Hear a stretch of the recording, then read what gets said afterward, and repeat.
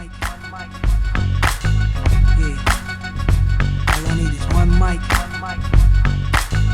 Yeah. All I need is one mic. Hey everybody, welcome back to One Mic, where I watch shit so you don't have to. And today I'm here with something very special, what I hope will be the first of many episodes of One Mic's VOD, but this is the first one. And in this one I'm going to be covering Amazon Prime's Tales from the Loop. But first, let me explain to you what's going on here. So, this is a Patreon, it's not a Patreon exclusive, everyone's going to get to watch this video, but the ability to get one of these videos made is a Patreon exclusive. So this month's video, well, I can't say this month. I can't guarantee there's going to be one monthly. Could be more than one a month. Could be bi-monthly. Who knows? But this one, the inaugural One Mic VOD, is brought to you guys by Brett Factual. He is a patron, and he is a patron at the $5 tier. The $5 tier and up, so there's a 5, there's a 10, and there's a 25. Each of those tiers allows you a VOD request. So what that is at the $5 tier, which is where Brett Factual is at, you can request that I watch a movie or the first 2 episodes of a television show. Actually, it could be any 2 episodes. I mean, I would highly discourage you from recommending like the middle 2 or the last 2 because I'm not going to know what the fuck's going on. But you could request 2 episodes of a television show or a full movie. I will watch that product and then I will come on here and do a review for it for you guys being the patrons or you guys being everyone who is going to be able to watch this video, because I want the video to be for everyone. I mean, hey, it helps me promote the Patreon, right? So the $10 tier, though, gets you a full season of a show. Now, that's going to be one where if you're at the $10 tier, which so far only one of you is at the $10 tier, that's going to be one where it's like, okay, I can't guarantee when I'm going to get that out. Like, it might be a while, but I do prioritize these requests. This video for Tales from the Loop, I actually watched the 2 episodes that Brett requested kind of a while ago, but it's just been tough to find time to get the video recorded and get it out.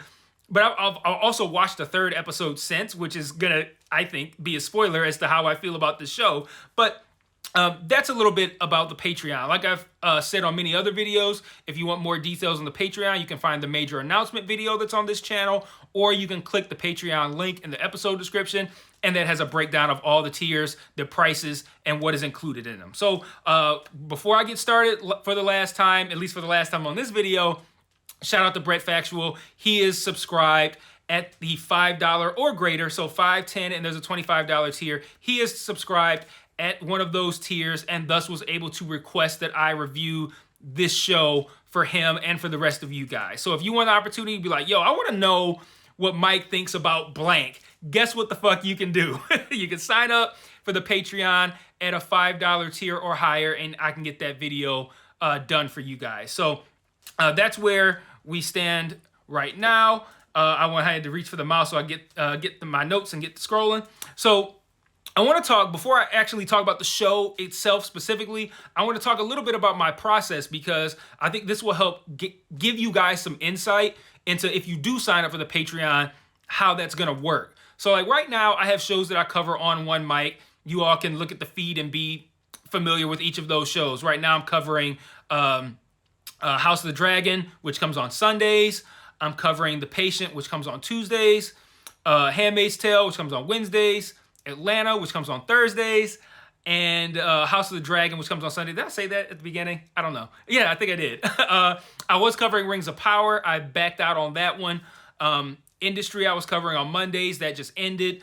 And that's kind of just how I operate. So I'll have the day that each of those shows come out, I will watch the show. If it's a Sunday night show like House of the Dragon, I usually won't get a video out until Monday morning. But that's really not a huge amount of my time that I dedicate to the shows that I cover on One Mic. The rest of my time is spent watching shit that I just watch for the fuck of it. Like what I'll do is like I'm a cigar smoker. I got my own cigar group here in Detroit. I'll like blaze up a cigar, smoke a little weed, go in my garage, get high, smoke a cigar, maybe have a drink, and watch these shows. And like I'll just chill and watch them, right? So when somebody comes to me with one of these Patreon requests, that's kind of what it's going to be like. You know, I'm going to go in there. I'm not going to come back here and give you guys like this wildly in-depth review, mostly because I don't want them to be spoilerific. You know, I want people to be able to watch these without having seen the show and then decide like, oh, is this something I want to watch or not? So I'm not going to come in here with mad spoilers, but I am going to come on here and just kind of be like, you know, this is what I thought of this show. This is what I liked about it. This is what it's about. And I'm just going to kind of like watch it and chill. And that's my process. And then this is a good segue into this. At the $10 tier of the Patreon, you're going to get to have access to the Mike's Musings videos. And that's where I'm going to talk about all of the shit that I watch, like when I'm getting high in the garage. Like, that's the kind of stuff that I'm going to be talking about on Mike's Musings. And not even trying to blow smoke up your ass because I'm trying to get the $10 subscription. Throw that out. This next Mike Musings is going to be lit, man. Because it's like, I watched a lot of shit this past month. A lot of it really good. Like, it will probably be my longest video on this channel so far, which is saying a lot considering that my current longest video I just recorded yesterday. So that one, I think it came out at like 43 minutes for the latest episode of the House of the Dragon. The next Mike Musings is probably going to be longer than that because I got so much cool shit that I watch on my own time, like Reservation Dogs and all other kinds of stuff. She-Hulk, all those things that I feel like everyone is watching and that you don't know that I'm watching because I don't cover it, but it is still stuff I'm watching. You can get an idea of what I think about those shows. So that's it for me promoting like the Patreon and what you can get there. So let's talk about Brett's request. So Brett submitted Tales from the Loop, which is a show on Amazon Prime from 2020. It stars, I'm blanking on his name. Actually, no, I take that back. It doesn't star him. He's in it, but he's not the star of it. But it's my man who played the High Septon on Game of Thrones. Jonathan? Fuck. Man, it's really bugging me. I can't remember my man's name. But he's in it sporadically. So Brett reached out and he's like, hey, I want you to watch this show. Check this out. So I'd say maybe like about a week later, I got around to watching it. I checked it out. I dug the first 2 episodes, and then I've since watched a 3rd episode, and I have every intention of watching the whole season because I don't think this is like premiere peak television. Like, this is the thing, like, yo, you gotta watch this shit. But what I do think it is peak popcorn television. And when popcorn television is a term that I made up. I mean, it might exist already, but I hadn't heard it before I said it. But, you know, when people talk about popcorn movies, it's kind of like something you could sit back. You don't have to pay the closest amount of attention to. Like, I think a good example of popcorn films are like those disaster movies like Armageddon and shit like that. Like, just something that you could go, Top Gun, where you could just sit there and just be like, all right, this is cool. Like, you don't have to get fully fucking immersed in it and analytical and looking for every little thing like I do when I'm watching Succession.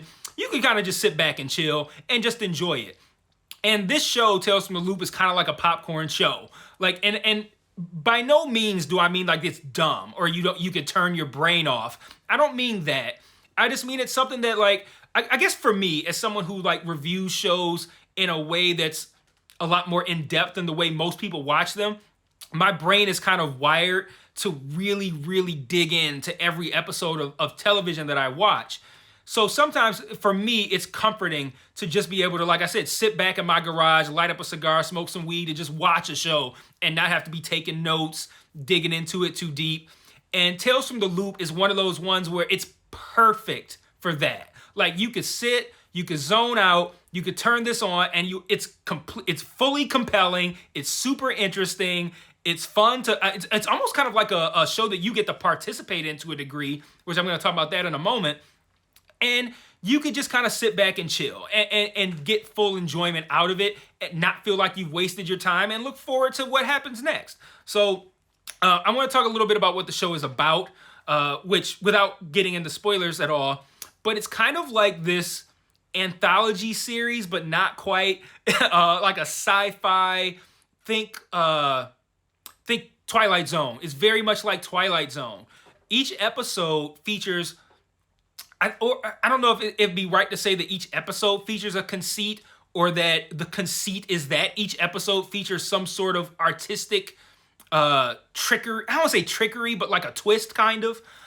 Each episode features something of a twist, right? So let me give you the premise of the show. The premise of the show is very basic. It's that this town exists over this thing called the Loop, and the Loop allows things to take place that wouldn't normally be able to take place. Like, like mystical, unexplainable kinds of things that don't make sense, that wouldn't really be able to happen in the real world. They happen in this town because it exists over this entity called the loop that allows these things to happen. These almost like cracks in the universe that allow things that just aren't logistically possible to be possible.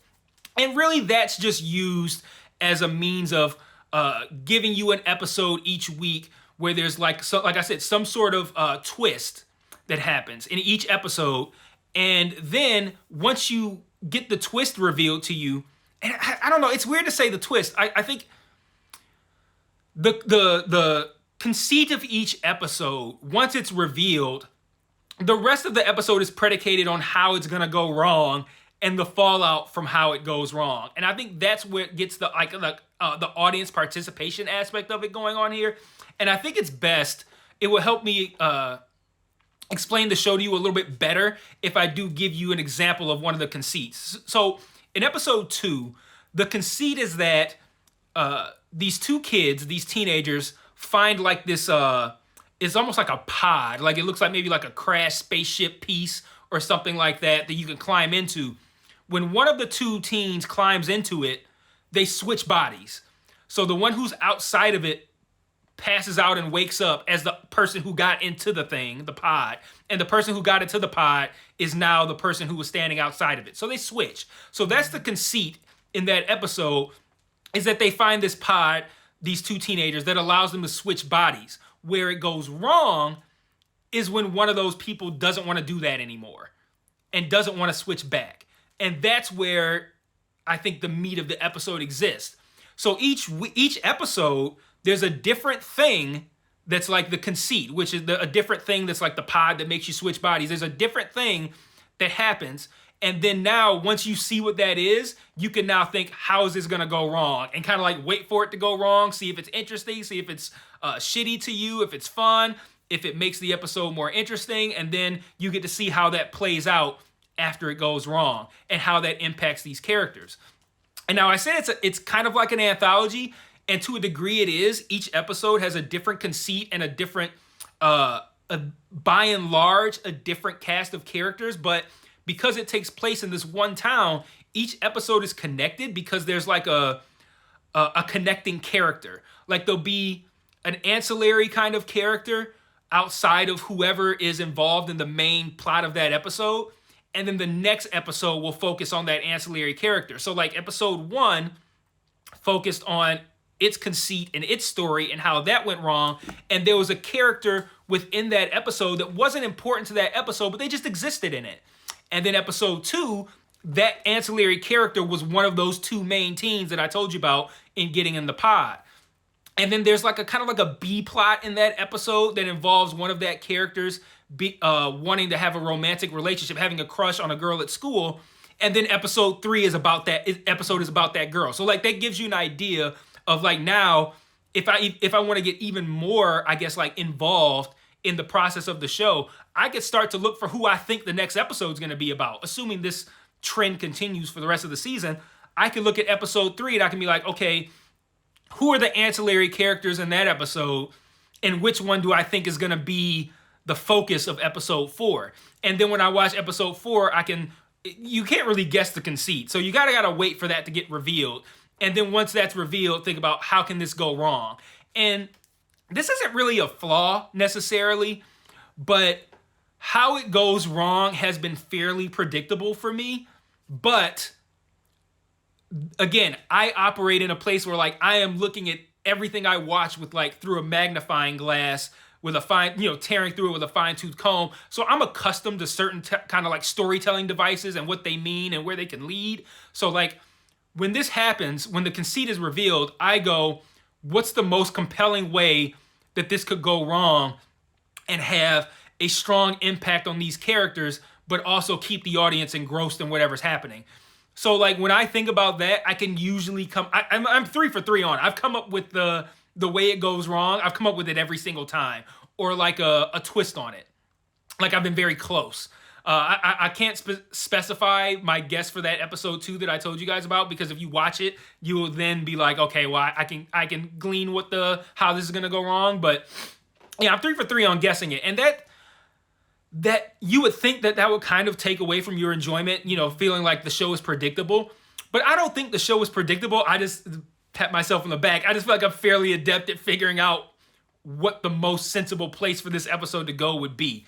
But even when I figure that out, even when I end up being right, you still get the fallout from it. So I might go, okay, it would be interesting if it went wrong in this way. Like, I think episode 3 is the best example of this. I immediately figured out how could this go wrong that would be the shittiest fucking way for it to go wrong. And I was right. It went, well, no, I had 2 guesses. One of them was right. But the interesting part of that episode is once it changes, once you see how it goes wrong, how do the characters then deal with that? And that's something you can't predict. So, like, there's still some enjoyment even when you can figure out what the trick's gonna be.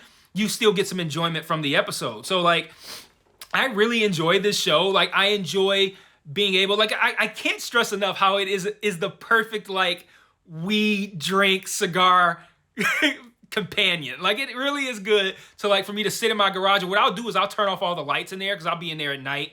And I'll be in there from, like, I wait till my family's gone to sleep, by the way, for when I watch these things that I watch on my own, for the most part. Sometimes I'll get to them during the day if I have something that I don't cover, but most of the time, it's after my family falls asleep. So, like, I put my kids to bed at 8:30, 9 o'clock. My wife might fall asleep. Well, we just had our baby, so now she's able to stay awake a little longer, but while she was pregnant, she might fall asleep at like 11. So then at 11, I go out into the garage. I'm out there I got the lights off. It's pitch black aside from the TV.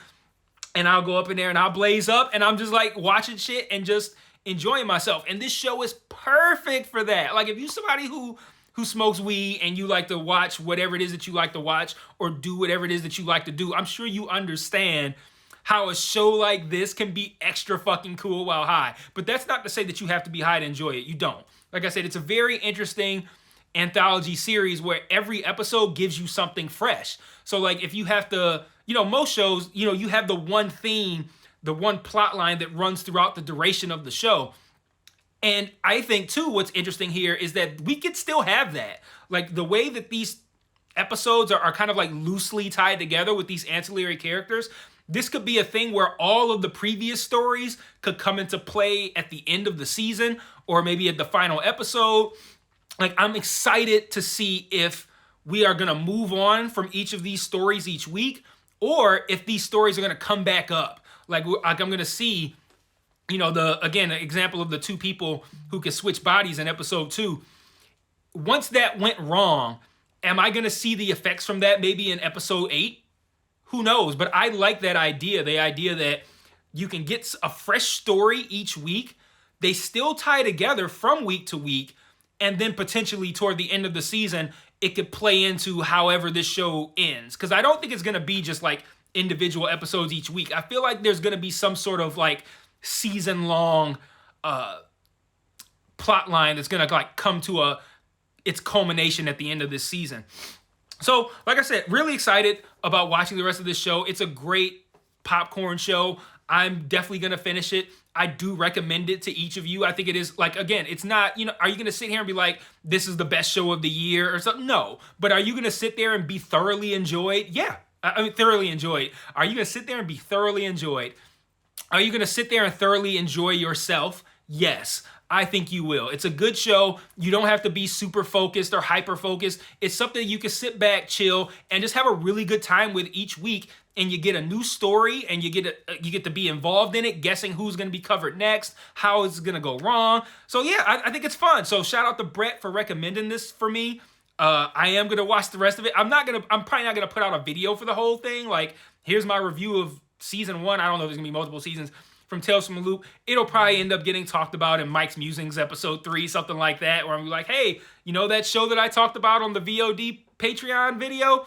I finished it and here's what I thought. You know, something like that. So, again, final reminder, this can be you next week. You know, I'm shouting out Brett Factual right now for recommending this show, and I spent nearly 20 minutes talking about this show that he recommended. This can be you. If you join at the $5, $10, or $25 tier, you have the right to go, hey, Mike, I fuck with this show. I want you to watch this. Or you can be like, hey, Mike, this show is fucking terrible. I want you to suffer through this just like I did and make a video talking about how shitty it was. That is your right at the $5, $10, or $25 tier. So if you're already at those tiers, I implore you to take advantage of it. And if you are not signed up and you're somebody who fucks with this channel and you're like, yo, how can I support my bands?